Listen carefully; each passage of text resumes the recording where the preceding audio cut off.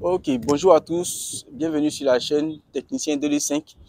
Alors aujourd'hui, comme cours, nous allons faire les RDM, c'est-à-dire les réactions d'appui. Comme c'est la rentrée, nous aussi, il faut bien se préparer. Alors, on commence les cours. C'est parti.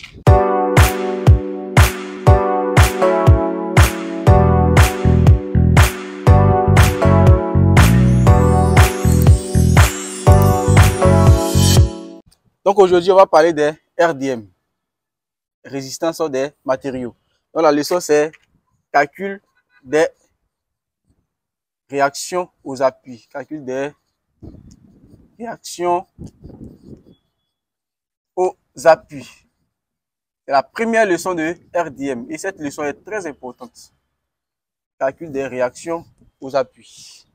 Voilà, calcul des réactions aux appuis. Alors, sachez qu'en RDM, la leçon phare, c'est-à-dire la leçon la plus importante, je dirais, c'est les réactions d'appui parce que tout part de ça. Si tu ne sais pas faire les réactions d'appui, mon ami, tu peux te dire que tu es en danger parce que c'est sur ça que tout va se baser. Donc, il faut savoir qu'en RDM, on a trois types d'appuis. Nous avons les appuis simples, les appuis doubles et l'encastrement. Donc, je les cite. On a trois types d'appuis. On a trois types d'appui. Trois types d'appui. Deux points. On a appui simple, appui simple, appui simple, appui double et encastrement. Donc on a appui simple, appui double et encastrement. Donc c'est ça que vous allez voir tout au long de l'année scolaire. Il n'y aura pas deux autres appuis, il n'y a pas troisième appui, il n'y a pas quatrième appui, pardon. Il n'y a que trois appuis. Appui simple, appui double et encastrement. Ça va? Et chaque appui a ses symboles. Chaque appui est symbolisé par des figures qu'il faut reconnaître, il faut connaître par cœur. Alors, sans plus tarder, on va commencer par les appuis simples. Donc, en face, on a des appuis simples. Ok. Bon, en parlant des appuis simples, voilà ce que ça donne. J'ai coupé un peu la vidéo pour éviter de copier. Donc, ce type de liaison bloque un seul mouvement. Alors, à savoir une translation généralement et la translation verticale. La réaction de liaison de l'appui simple est une force tangente à l'appui. Donc, il faut savoir que, quand on parle d'appui simple, on a une seule force. C'est-à-dire qu'on a une seule force. Les forces suivant l'axe Y. C'est-à-dire quoi? On a depuis une seconde, on a plusieurs axes. On a l'axe X, l'axe des Y et l'axe des Z. Donc, quand on parle de réaction d'appui, on n'a que des forces suivant l'axe Y. Donc, en parlant d'appui simple, voilà le symbole. Donc, lors d'un exercice, si vous voyez ce symbole-là, si vous voyez ça ou bien ça, dites-vous automatiquement que c'est un appui simple. Ici, c'est comme un triangle simple. Il n'y a qu'un triangle. Donc, c'est un appui simple. Ou ici, les triangles avec des ronds et puis avec des hachures. Alors, ça sera des appuis simples. Donc, voilà ce que c'est qu'un appui simple. L'appui simple ne laisse passer qu'un seul mouvement, le mouvement vertical. C'est-à-dire que suivant l'axe Y. Voilà. On va s'exercer, on va commencer à s'exercer. Donc, avant de passer aux différents exercices, on va d'abord expliquer la méthodologie de calcul des réactions d'appui. Donc, sachez que je ne calcule pas n'importe comment les réactions d'appui. Il y a une méthodologie qu'il faut suivre pour bien faire la réaction d'appui. Sans plus tarder, alors, donc avant de faire une réaction d'appui et calculer les réactions d'appui, d'abord il faut représenter la structure à l'aide d'une barre. C'est-à-dire quoi? Que si ce soit des forces, il faut toujours remplacer la force par une barre. Une barre, ça veut dire quoi? Ça veut dire que tu remplaces simplement la structure par un trait comme ça. Juste un trait. Imaginez que c'était une force comme ça. Dès que ces forces comme ça sont appliquées. Alors, tu vas faire la réaction d'appui. Il ne faut pas garder ces forces-là. Il faut simplement remplacer cette force par une barre comme ça. Ça qui est représenter la structure à l'aide d'une barre. Donc, tu remplaces ça par ça. Ok. Deuxièmement, on doit représenter les charges directement appliquées. Sachez qu'il y a des charges linéairement appliquées et il y a des charges qui sont directement appliquées. Directement appliquées, c'est-à-dire on a notre structure comme ça. Ça, ce sont les forces linéairement appliquées parce que c'est réparti. Mais il y a souvent des forces comme ça. Ça qui est force directement appliquée. Donc, on représente ces forces-là avant de faire la réaction d'appui. Troisièmement, on doit remplacer les liaisons par les réactions en présence. Donc, on remplace les liaisons par les réactions en présence. C'est-à-dire quoi? Ici, nous sommes dans le cas des appuis simples. Donc, on n'a que des forces suivant l'axe Y. Donc, ici, on va représenter plutôt par les liaisons par les réactions en présence. Donc, ici, si on avait ça, si c'est la plus simple, on allait remplacer directement par la force Y comme ça. Donc, on va remplacer les liaisons par les réactions en présence. C'est ça. Maintenant, on doit indiquer les distances respectives entre les points d'application des forces. Parce qu'il y a plusieurs forces. Il y a par exemple cette force et cette force. Il y a les distances. Donc on doit indiquer ces distances-là. Par exemple, voici une distance et là, une deuxième distance. On va expliquer tout ça. Quatrièmement, il faut rattacher le système à un repère conventionnel indiquant les sens positifs des différents axes et du mouvement. Donc, après avoir fait tout ça, on rattache notre système à un repère. Et ce repère est depuis la seconde, on voit ce repère. Le repère OXY, comme il le dit. O, X, Y. Et ici, il y a un moment. On met le moment par le sens positif. Donc, à chaque fois, il faut rattacher ton système à ce repère. Sans plus tarder, on va passer aux exercices. Ok, donc on va commencer l'exercice d'application. Donc voilà l'exercice d'application représenté. Les forces sont linéairement réparties et on va commencer à calculer nos différentes réactions d'appui tous ensemble pour appliquer ce que nous avons vu précédemment. Sans plus tarder, on va commencer. Alors, si on se rappelle bien de la méthodologie, elle disait qu'on devait remplacer, pour la première phase, on devait remplacer la structure par une barre. Donc d'abord, on commence par l'isolation. Donc d'abord, résolution. Je mets d'abord résolution. Résolution. Ok. Donc on commence toujours par l'isolation. Ok. Donc l'isolation va consister à quoi? Ici, on a des forces linéairement réparties. On a des forces linéairement réparties. Donc pour pouvoir représenter ces forces-là, il faut calculer une seule force qui s'applique au centre de gravité de cette figure-là. Donc, c'est ça qui est la résultante. Donc, on va d'abord calculer la résultante. J'ai oublié d'expliquer dans les méthodologies. Donc, on calcule la résultante d'abord ici, dans notre cas ici. Donc, calculons la résultante Q. Calculons. Ici, c'est petit q égale. Voilà. Donc, calculons la résultante. Calculons la résultante Q. Grand Q. Ok. Donc, on nous dit quoi? Q égale à quoi? Égale à la force multipliée par la distance. Cette force-là multipliée par la distance et on trouve Q. Donc, Q égale à petit q multiplié par L. L qui est la distance d'application des différentes forces. Donc, on va calculer tout ensemble. Notre Q, petit q, ça fait 5. Multiplié par la distance, on a 1 plus 2 plus 1. Ça nous fait 4. Donc, 5 fois 4. Q égale à, ça nous fait 20 kN. Et on a trouvé notre Q égale à 20 kN. Ok, on a fini de calculer la résultante. Après avoir calculé la résultante, maintenant nous allons remplacer notre structure par une barre. Comme notre étape l'indiquait, la méthodologie. Donc on remplace la structure qui est là par une barre. Donc c'est maintenant l'isolation commence. Donc, on a remplacé la structure par une barre. Pardon, on a remplacé par une barre. Excusez. Hein? D'accord. Maintenant on va mettre maintenant les forces en présence. Donc on a calculé tout ça. On a dit que ça s'appliquait à une force unique qui est Q qui est égale à 20 kN. Et cette force s'applique au centre de gravité, c'est-à-dire qu'au milieu de la figure. Ça va diviser toute cette distance à deux parties égales. Donc on y va. Donc on a notre force qui est là. On va la représenter comme ça. Et on met ici Q. Donc on représente nos distances aussi, nos différentes distances. Auparavant, on avait ici 2, on avait 1 là, et ici 1. Maintenant, là, on avait 2. On avait 2, mais vu que cette force s'applique au centre de gravité, donc ça va diviser cette distance-là en 2 parties égales. On suit ensemble. Donc ici, 2 parties égales. Donc, il va s'appliquer au centre de gravité. Donc, on a ici 1, ici aussi 1, et là 1, là également 1. Voilà. Donc, on a remplacé la structure par une barre, on a mis les différentes distances. Et on peut même troisième ligne de cotation, qui est une cotation générale. Donc, on met la troisième ligne de cotation.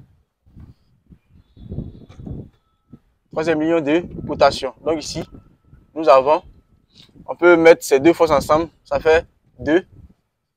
Et là aussi, ça fait 2. Voilà. Donc, voilà ce qui est. Maintenant, on dit il faut rattacher notre structure à un repère conventionnel qui existe. Donc, le repère, c'est le repère OIJ. Donc, ici, c'est les forces suivantes Y. Ici, les forces suivantes X. On a O et notre moment. Voilà. Ici, on met plus le sens choisi. Voilà. J'ai oublié de noter. Ici, on va mettre A, B. Voilà. A et B. Donc, on a fini. Il reste maintenant à calculer. Ici, c'est que des appuis simples. Donc, on a dit que lorsqu'il s'agit d'appuis simples, on a deux forces. Et on a une seule force. La force suivant les axes Y. Donc, on a cette force-là qui est là. On va noter ça RAY. Et cette force qui est ici, RBY. Voilà. Donc, sans plus tarder, on va commencer la résolution. Donc, avant de résoudre, il faut rappeler le principe fondamental de la statique. Donc, on dit, d'après le principe fondamental de la statique, et on va commencer à résoudre. Donc, d'après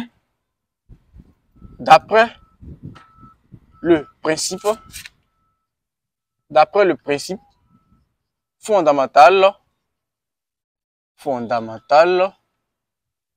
de la statique, parce qu'on ne résout pas les votes communs, de la statique, on a 2 points. J'ouvre la collade.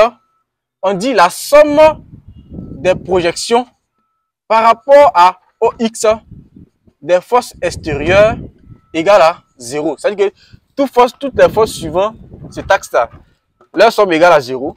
Et la somme des projections par rapport à OY des forces extérieures égale à 0 également.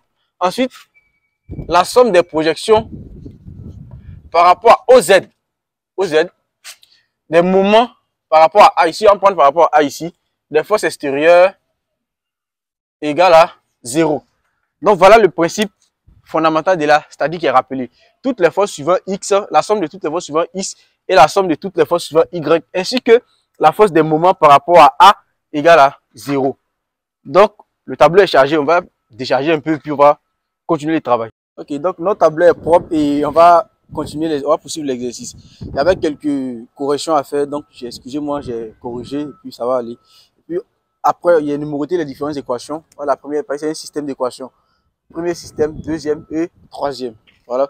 Donc, on va commencer l'exercice. Donc, on va commencer par la projection des forces par rapport au X, des forces extérieures égales à 0. Donc, si on se rappelle bien, on a dit que lorsqu'on a un appui simple, il n'existe que des forces Y. C'est-à-dire que les forces suivant l'axe Y. Donc, ici, par rapport à X, on n'a pas de force. Et on n'a pas de force, excusez.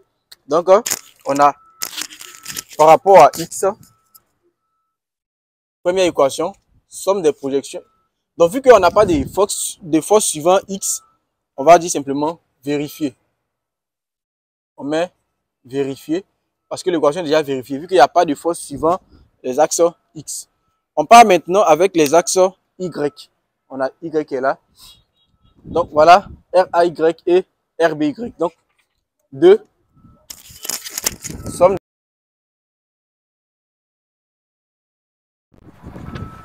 par rapport à Y des forces extérieures égale à 0. Donc, on va remplacer maintenant nos différentes forces. Comme force extérieure par rapport à Y, on a quoi? RAY. On a RBY. Donc, on a ça. On va à la ligne, on met implique, ce qui implique que RAY on va que ça va dans le même sens que notre repère. Donc c'est positif. Donc RAY plus et le Q, on voit que le Q va dans le sens contraire. Le Q descend, or notre repère lui il monte. Donc ça fait moins Q, s'il vous plaît. Moins Q plus RBY qui monte aussi, donc c'est positif, plus RBY égale à 0. Voilà. Donc ici, on va tirer l'un des appuis pour pouvoir trouver l'autre. Vu qu'on a pris l'autre moment, le moment par rapport à A, donc on va exprimer A par rapport à RBY. Donc on a RAY égale à, on va faire passer ces deux forces-là de l'autre côté. C'est-à-dire qu'on moins Q et RBY de l'autre côté. Donc, le moins va devenir positif. Donc, ça fait Q et lui qui était positif devient négatif. Moins RBY. Donc, on a trouvé comme ça RAY. Donc, on va maintenant chercher à trouver les différentes valeurs en passant par les moments maintenant. Donc, moment, troisième équation. On a projection, somme des projections, pardon. Somme des projections par rapport à OZ du moment par rapport à A, des forces extérieures égale à 0. Ce qui implique que moment par rapport à RAY, donc MRAY plus MQ, moment par rapport à Q, plus MRBY égale à 0. Voilà. On va maintenant calculer le moment. Je rappelle que les moments, c'est les forces multipliées par les distances. Moment égale à force multipliée par distance. C'est parti. Donc ici, notre moment, on l'a choisi par rapport à A. Donc, on va faire la force multipliée par la distance. Donc en A, on dit le moment est nul au point d'application. Notre moment est pris par rapport au point A. Donc, automatiquement, le moment au point A est nul. Donc ici, on va mettre directement 0. On met 0. Et ici, le Q. Voilà notre Q ici. On dit le moment, c'est la force multipliée par la distance d'application. Voilà notre force qui est la Q. Et voilà la distance qui sépare Q du point d'application. Donc, on a la force qui s'applique ici. Et voilà la distance. Donc, c'est 1 mètre. 1 mètre qui est là. Voilà notre distance. Le moment tourne comme ça. Le moment tourne dans ce sens. Notre moment tourne dans ce sens comme ça. Donc, en appliquant le moment comme ça, ça dit quoi? Il y a une force qui vient là et ça s'applique ainsi. Donc, ça va tourner dans le même sens que notre moment choisi. Donc, ça devient positif. Donc, quand c'est positif, on fait quoi? La force qui est Q, on a calculé Q qui est égal à 20. Si vous vous rappelez, donc 20 multiplié par la distance. La distance qui est ici, de 1 mètre. Voilà Q, voilà A. Donc, la distance qui est là, ça fait 1 mètre. Donc, 20 fois 1 mètre maintenant. Maintenant, nous sommes au point B. Au point B ici, voilà le point B et voilà la distance. Si on applique le moment, ça veut dire que ça va tourner comme ça. Si ça tourne, notre sens, notre repère va comme ça. Le moment va aller dans l'autre sens, donc ça sera dans le sens inverse, donc c'est négatif. Donc on a moins, maintenant, voilà, moins RBY, voilà, moins RBY multiplié par la distance. La distance c'est RBY, c'est ça, de là à là. Donc ça fait 2. Multiplié par. On va remplacer, donc ici 20 fois 1, ça fait 20. Donc 20 moins 2RBY. 20 moins 2RBY égale à 0. On va tirer RBY. Donc, ça fait quoi? Moins 2RBY égale à moins 20. OK? Donc, lui, c'est une division. Ici, c'est une multiplication. Donc, quand il va passer de l'autre côté, ça va faire une division. Donc, ça fait quoi? RBY égale à moins 20 sur 2. Donc, RBY sur moins 2. Donc, les deux moments se simplifient. Donc, RBY va donner 10 kN.